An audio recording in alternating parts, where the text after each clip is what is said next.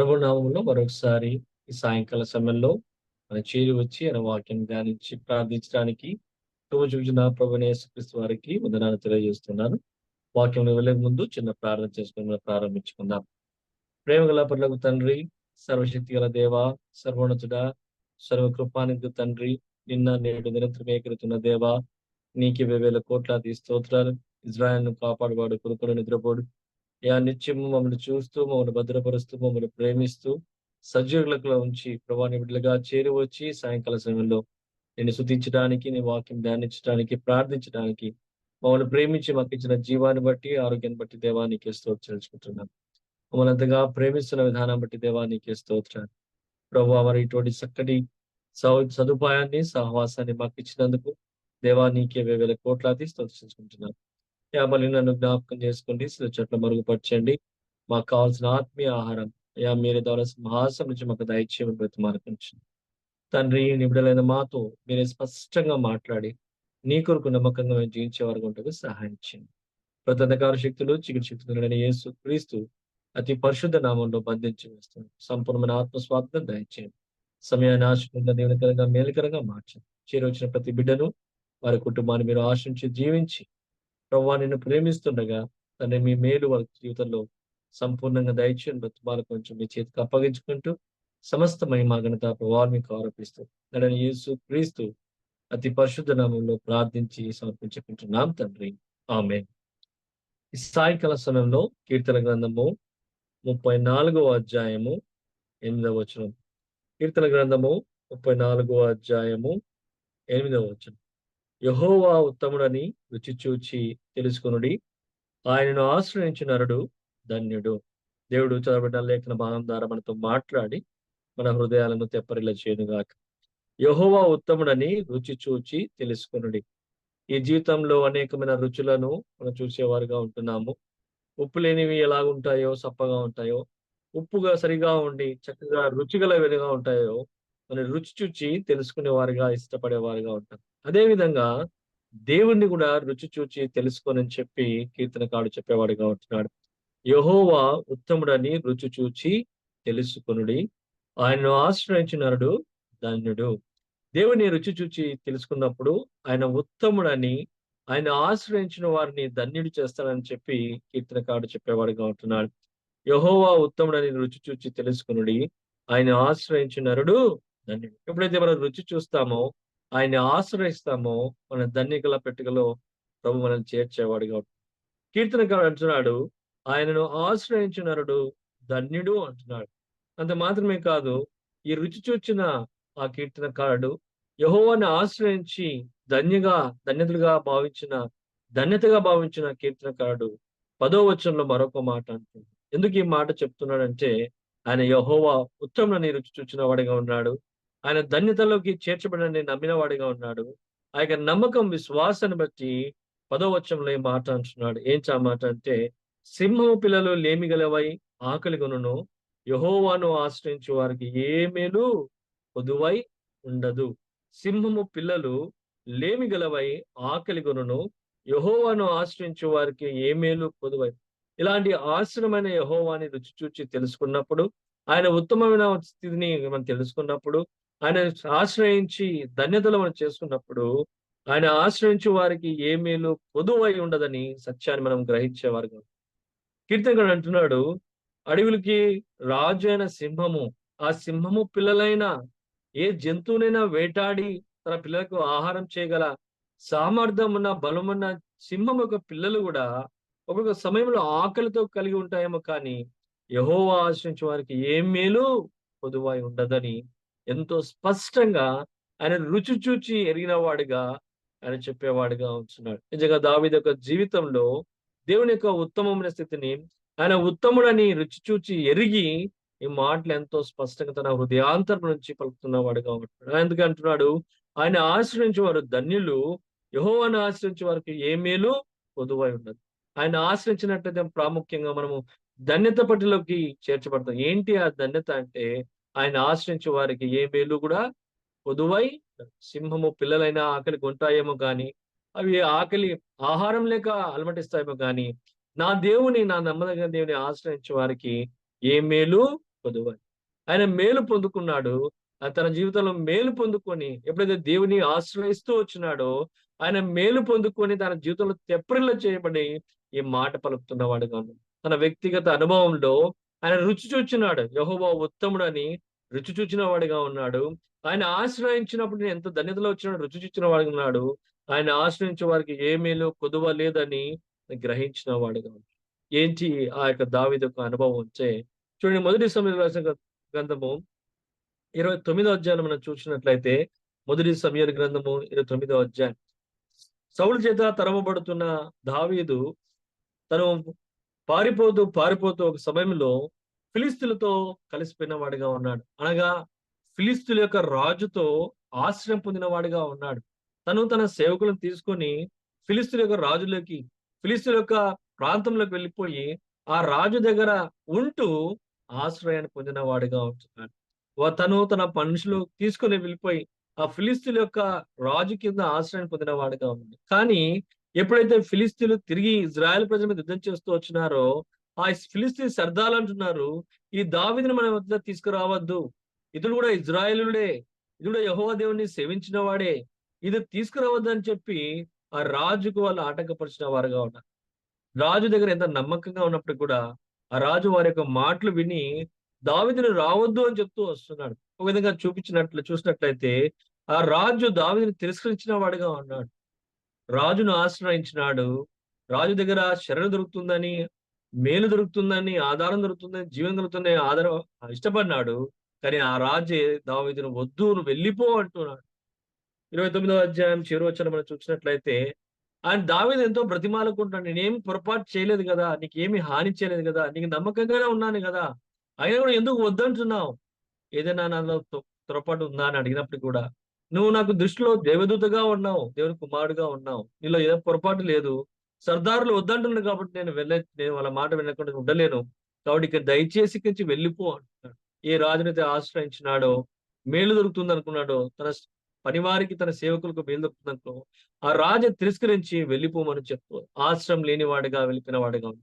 ఎప్పుడైతే 30వ అధ్యాయంలో మనం చూస్తూ వచ్చినామో, ఆయన తిరిగి తన ప్రాంతానికి వస్తున్నప్పుడు తన యొక్క భార్యలు, బిడ్డలు తన యొక్క ప్రాంతమంతా కాల్చివేయబడి అమాలేకీయులు వాళ్ళు దోచుకున్న వారుగా ఉన్నారు. ఎంతో క్లిష్టమైన పరిస్థితిలో ఆ యొక్క తోటివారు తన సేవకులే తన మీద ఎంతగానో దుఃఖంతో ఏడ్చి విసిగిపోయి ఏడవలేని పరిస్థితిలో ఇవంతా దావీదు వల్ల అని చెప్పి ఎవరైతే తనకు తోడుగా ఉన్నారో వారే తిరస్కరించి రాళ్లతో కొట్టి చంపాలని దావీదును ఆలోచన చేసిన వారుగా ఉన్నారు. ఆశ్రయించిన రాజు త్రోసివేసినాడు. వద్దు అని వెళ్ళిపో అని చెప్తూ వచ్చినాడు. తనతో ఉన్న మనుషులు ఏ మనుషుల మీద ఆధారపడుతూ వచ్చినాడో, తనకు బలంగా అనుకున్నాడో, ఆ మనుషులే తిరిగి రాళ్లతో కొట్టి చంపాలనుకున్నారు. అంతమంది కలిసి రాళ్లతో కొట్టి చంపితే ఒక్క క్షణంలోనే ప్రాణం పోయే స్థితిలో ఒంటరిగా ఉన్నాడు. ఇప్పుడు ఎవరు ఆశ్రయము? ఎవరికి ఎక్కడి నుంచి సహాయం పొందుకోగలుగుతాడు? వారిని దావీదుని ఆదరించడానికి ఎవ్వరూ లేరు. వారందరూ కూడా వారి యొక్క ప్రాణం విసిగిపోయి దుఃఖంతో ఈ నష్టమంతా దావీదు వల్ల వచ్చిందని చెప్పి రాళ్ళతో కొట్టి చంపాలని తీర్మానం చేసుకున్నారు. కానీ దావీదు ఆ క్షణంలో దేవుణ్ణి జ్ఞాపకం చేసుకున్నాడు. దేవుణ్ణి ఆశ్రయించిన వాడిగా ఉన్నాడు. వెంటనే ధైర్యం తెచ్చుకొని ఆ యొక్క ఉత్తముడైన దేవుడిని జ్ఞాపకం చేసుకొని ఆ నామమును బట్టి ధైర్యం తెచ్చుకొని ఏఫోదు తీసుకువచ్చి దేవుని సన్నిధిలో విచారిస్తూ వచ్చినాడు. అయ్యా, నీకు బుద్ధిహీనత పని చేస్తూ వచ్చినాను. రాజులు నమ్ముకున్నాను, వారు త్రోసివేసినారు. వారు వెళ్ళిపో అని చెప్తూ వచ్చినారు. మనుషులను నమ్ముకున్నాను, వారు తిరగబడి రాళ్ళతో కొట్టడానికి ఉన్నారు. నేను ఒంటరిగా ఉన్నాను.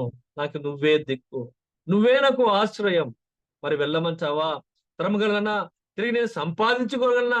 నువ్వే, నీ మాట మీద నేను ఆధారపడుతున్నాను, నిన్ను ఆశ్రయిస్తున్నాను, నువ్వే నాకు దిక్కు అని ఎప్పుడైతే దేవుని వైపు చూస్తూ వచ్చినాడో, ఆ ఉత్తముడైన దేవుని వైపు చూస్తూ వచ్చినాడో, నిజంగా ప్రేమ గల దేవుడు తన యొక్క పొరపాటుని జ్ఞాపకం చేసుకోలేదు. కానీ ఆ పొరపాటు మళ్ళీ దావీదుని శిక్షించలేదు. కానీ ఆ పరిస్థితిలో తనకు ఆశ్రయానికి వచ్చిన ఆ యొక్క దావీదుకు ఎంతగానో మేలు చేసిన వాడుగా ఉన్నాడు. వెంటనే జవాబిస్తూ, దావీదు నువ్వు వెళ్ళు, నిశ్చయంగా నువ్వు తరుము, వారిని నువ్వు సంపాదించుకుంటావు, వారిని నువ్వు దక్కించుకుంటావు. ఎప్పుడైతే మాట ఇచ్చినాడో ఆ ఉత్తమమైన దేవుని యొక్క మాటను పట్టుకొని తరిమినప్పుడు తను పోగొట్టుకున్న తన భార్యలను, బిడ్డలను, తన ఆస్తిని రెండంతలుగానే సంపాదించుకొని తన సమాజం, తన మనుషుల మీద నెమ్మది కలిగించిన వాడు.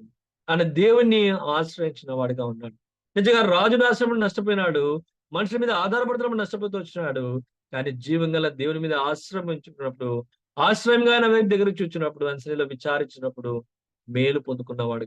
తన ప్రాణం పోవాల్సింది, కానీ అటు ఆశ్రయపురమైన ఆ దేవుణ్ణి ఆశ్రయించిన కారణాన్ని బట్టి తన బ్రతికి ఇతరులకు కూడా మేలు చేయగలుగుతాడు. అందుకే అంటున్నాడు కీర్తనకారుడు 118 అధ్యాయము 8, 9 వచనాలు చదువుదాము. ఇట్టి అనుభవంతో ఆయన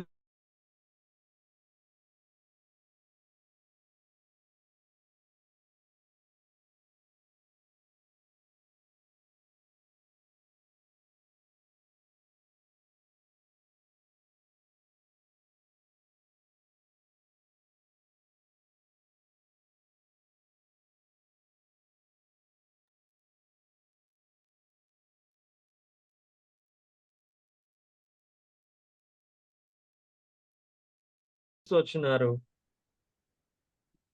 మనుషుల్ని నమ్ముకుంటూ వచ్చినాను. మనుషులు కూడా నన్ను చంపాలనుకున్నారు. నాతో ఉన్న మనుషులే నన్ను చంపాలనుకున్నారు. కానీ ఏ దేవుడిని నేను ఆశ్రయించున్నానో, ఆ దేవుడు నాకు మేలే చేశాడు గానీ కీడు చేయలేదు.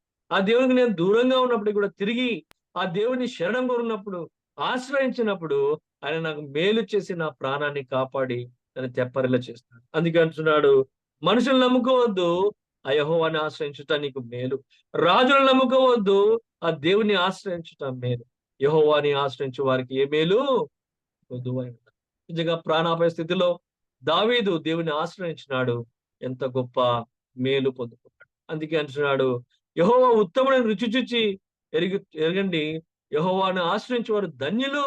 ఆయన నమ్మదగిన దేవుడు అని చెప్పి ఒత్తి ఆయన చెప్పేవాడుగా ఉంటున్నాడు. చూడండి, హిజ్కియా కూడా ఆ విధంగా దేవుని ఆశ్రయించిన వాడుగా ఉన్నాడు. యెషయా గ్రంథం 38వ అధ్యాయంలో మనం చూసినట్లయితే హిజ్కియాకు మరణకరమైన రోగం కలిగి ఆయన మరణానికి పాత్రుడుగా ఉన్నాడు. ప్రవక్త అయిన యెషయా ద్వారా దేవుడు తన వర్తమానాన్ని పంపించిన వాడుగా ఉన్నాడు. వెంటనే హిజ్కియా దేవుణ్ణి ఆశ్రయించిన వాడుగా, ఆ యెహోవా దేవుని ఆశ్రయించి, ప్రభా, నేను ఏ విధంగా జీవించినానో, ఏ విధంగా నీ కనుదృష్టిలో నేను నడుచుకున్నానో, నీ సన్నిధిలో నేను ఎట్లున్నానో ఒక్కసారి నన్ను జ్ఞాపకం చేసుకొని కనికరించు. ప్రభా, నా కుటుంబాన్ని చక్కబెట్టుకోమన్నావు. నాకు మరణగల వ్యాధి ఉంది, నాకు సమయం సరిపోదు. ఒక్కసారి కనికరించమన్నప్పుడు, ఆశ్రయించినప్పుడు దేవుడు వెంటనే యెషయా తన గడప దాటకముందే, తన ఇల్లు దాటకముందే తిరిగి వెంటనే ప్రభు తనకు ప్రత్యక్షమని చెప్తూ, తిరిగి నువ్వు వెళ్ళి 15 సంవత్సరాలు పొడిగించినాను. నీ ప్రార్థన నేను ఆలకిస్తూ వచ్చినాను. నీ ప్రార్థన వింటూ వచ్చినాను. నీ జీవితాన్ని జ్ఞాపకం చేసుకున్నాను. 15 సంవత్సరాలు నేను పొడిగిస్తున్నాను. అంత మాత్రమే కాదు, 15 సంవత్సరాలు ఏ రాజుతో, ఏ శత్రుతో నీకు పోరాటం లేకుండా నీ రాజ్యం నెమ్మదిగా ఉంటుంది. నీ కుటుంబాన్ని చక్కబెట్టుకో. నిజంగా ఈనాడు అనేకులు తన కుటుంబాలను చక్కబెట్టుకోకుండా ఎంతో విసిగిపోయిన వారుగా ఉన్నారు. ఏం చేయాలని తోచలేని వారుగా ఉన్నారు. అనేకులు చేతులు ఎత్తేసి మా వల్ల కాదని విడిచిపెట్టిన వారుగా ఉన్నారు. కానీ ఈనాడు దేవుని ఆశ్రయించినట్టయితే దేవుడి వారి హృదయాలను మార్చేవాడు. ఆయన మేలు చేసేవాడు. ఆ మేలు కోసం దేవుని ఆశ్రయించినట్లయితే ఆయన నమ్మదగిన దేవుడుగా ఉండి, యెహోవాను ఆశ్రయించే వారికి ఏ మేలు కొదువ ఉండదని చెప్పిన దేవుడు తప్పకుండా మన జీవితంలో మేలు చేస్తాడని బయలుపరచాడు. ఒక యవనస్తుని మనం జ్ఞాపకం చేసుకుందాం. నిజంగా తన జీవితంలో దేవుని మీద ఏ విధంగా ఆశ్రయించి ఎలాంటి పరిపాలన చేసిన ఒక యవనస్తుని మనం జ్ఞాపకం చేసుకుని అట్టి అనుభవంలో మనం కూడా ఉండాలని ప్రభు కోరుకునేవాడుగా ఉంటున్నాడు. చూడండి, రెండో దినవృత్తాంత గ్రంథము 26వ అధ్యాయం, 26వ అధ్యాయం 5వ వచనం. దేవుని ప్రత్యక్షత విషయమందు తెలివి కలిగిన జకర్యా దినములలో అతడు దేవుని ఆశ్రయించెను. అతడు యెహోవాను ఆశ్రయించినంత కాలం దేవుడు అతన్ని వర్ధిల్ల చేసి. ఎవరు అతడు అంటే ఉజ్జియా. 16 సంవత్సరాల సింహాసనం మీద కూర్చొని తన ప్రజలను పరిపాలించడానికి సింహాసనం ఎక్కిన వాడుగా ఉన్నాడు. 16 సంవత్సరాలు అంటే ఇంకా యవన ప్రాయంలో సంపూర్ణంగా ముగించబడక ముందే రాజ్యం యొక్క భారం తన భుజాన మోసుకుని సింహాసనం మీద కూర్చున్న వాడుగా ఉన్నాడు. అలాంటి యవన ప్రాయంలో సింహాసనం ఎక్కిన ఉజ్జియా 52 సంవత్సరాలు ఇజ్రాయెల్‌ను పరిపాలించిన వాడుగా ఉన్నాడు. ఎలాగా 52 సంవత్సరాలు పరిపాలించగలిగినాడంటే, చూడండి, రాయబడిన మాట 5వ వచనంలో, దేవుని ప్రత్యక్ష విషయమందు తెలివి కలిగిన జకర్యా దినములలో అతడు దేవుణ్ణి ఆశ్రయించాడు. జకర్యా గురించి రాయబడుతూ వచ్చింది. తెలివిన వాడిగా, దేవుని ప్రత్యక్ష కలిగిన వాడిగా, దేవుని కొరకు సాక్షిగా జీవిస్తున్న జకర్యా, యాజకుడైన జకర్యా ఉన్న దినములలో, అలాంటి దినంలో కూడా సంపూర్ణంగా ఈ ఉజ్జియా దేవుని మీద ఆశ్రయించిన వాడిగా ఉన్నాడు. రెండో మాట మనం చూసినట్లయితే అతడు యెహోవాను ఆశ్రయించినంత కాలం దేవుడు అతన్ని వర్ధిల్ల చేసిన వాడికి. ఎంతకాలం ఇతన్ని ఆశ్రయిస్తూ వచ్చినాడో అంతకాలం దేవుడు అతన్ని వర్ధిల్లింపజేస్తూ వచ్చినాడు. నిజంగా ఈనాడు మనం ప్రభువును ఆశ్రయించినట్లయితే మన జీవితం కూడా వర్ధిల్లేదిగా ఉంటుంది. ఈ సన్నివేశాన్ని నేను చదివినప్పుడు ఒక విధంగా నేను బాధగా ఏదో నష్టాన్ని కొరకు తెచ్చుకున్న వాడిగా అనుకున్నాను. మరోసారి ప్రభు నన్ను బలపరిచాడు. ఇప్పుడైనా నా మీద ఆశ్రయించినట్లయితే నీ జీవితము వర్ధిల్లు. ఉజ్జయ ప్రభువును ఆశ్రయించినాడు. ప్రభువును ఆశ్రయించిన కారణాన్ని బట్టి తన జీవితంలో వర్ధిల్లు చేస్తూ 52 సంవత్సరాలు ఇజ్రాయెల్‌ని రాజ పరిపాలన చేసిన వాడిగా ఉంది. అందుకే అంటున్నాడు కీర్తనకారుడు యెహోవాను ఆశ్రయించు వారికి ఏ మేలు కొదువలేదు. నిజంగా మన జీవితంలో ప్రభువును మనం ఆశ్రయించే వారుగా ఉన్నామా? ప్రభుని ఆశ్రయిస్తూ ప్రభువా నువ్వే నాకు దిక్కు, నువ్వే నాకు శరణం, నువ్వే సమస్తం. ఏ సమస్యైనా, ఏ బాధైనా, ఏ అనారోగ్యమైనా, ఏ పరిస్థితైనా నీ చెంతకే వస్తాను. నీ వైపే చూస్తాను. నీ మీదనే నేను ఆధారపడతాను. నాకు మేలు చేయకుండా నువ్వు మానుకునే దేవుడవు కావు. నన్ను ధన్యుడిగా చేస్తావు. నిన్ను నమ్ముకున్నాము నన్ను సిగ్గుపడనియ్యవు. ప్రభువా నీ వైపే నేను చూస్తాను. నిన్నే ఆశ్రయించాలని ప్రభువు కోరుకునేవాడుగా ఉంటున్నాడు. అందుకే కీర్తనకారుడు అంటున్నాడు 34వ అధ్యాయం యెహోవా ఉత్తముడైన రుచి చూచి ఎరిగిన ఎడల ఆయన ఆశ్రయించు నరుడు ధనుడు. సింహము పిల్లలను లేమి ఆకలి గొలి గాని ఆయన యెహోవాను ఆశ్రయించే వారికి ఏ మేలు కొదువై ఉండదు. నిజంగా శ్రేష్టమైన మాట ఈ సాయంకాల సమయంలో ప్రభు మనకు జ్ఞాపకం చేస్తున్నాడు. అటువంటి నమ్మకమైన దేవుడు మనకు దేవుడుగా ఉన్నాడు. నిజంగా అలాంటి దేవుని మనం ఆశ్రయిస్తున్నామా? ఆయన ఆశ్రయంలో ఉండి మనం మేలు పొందుతున్నామా? ఇంకా దేవునికి దూరంగా ఉండి వ్యక్తిగత సొమ్మిది మీద ఆధారపడుతూ నష్టపోయేవారుగా ఆశీర్వాదంగా ఉండకుండా ఉన్నట్లయితే ఈ రాత్రి కలసమైన ప్రభు మనల్ని మరొకసారి తన చేతులు చేసి తన శరణంలోకి తన ఆశ్రయంలో రమ్మని ప్రభు కోరుకునేవాడుగా ఉన్నాడు. ఆయన ఆశ్రయించినప్పుడు ఏ మేలు కూడా కుదువ లేకుండా ప్రభు మనల్ని తృప్తిపరిచేవాడిగా సంతోషపరిచేవాడిగా మన జీవితాలను వర్ధింపజేయడానికి వర్ధిల్ల చేయాలని ప్రభు ఆశపడేవాడిగా ఉన్నాడు. అట్టి యొక్క విశ్వాసంతో నమ్మకంతో ఆయన శరణ్‌కి వెళ్తూ ఆయన ఆశ్రయపురంగా చేసుకొని ఆయన యొక్క మేలు పొందుతూ ఆయన కొరకు సాక్షిగా జీవించులాగున ప్రభు మనకు సహాయం చేయనుగాక. ఆమేన్.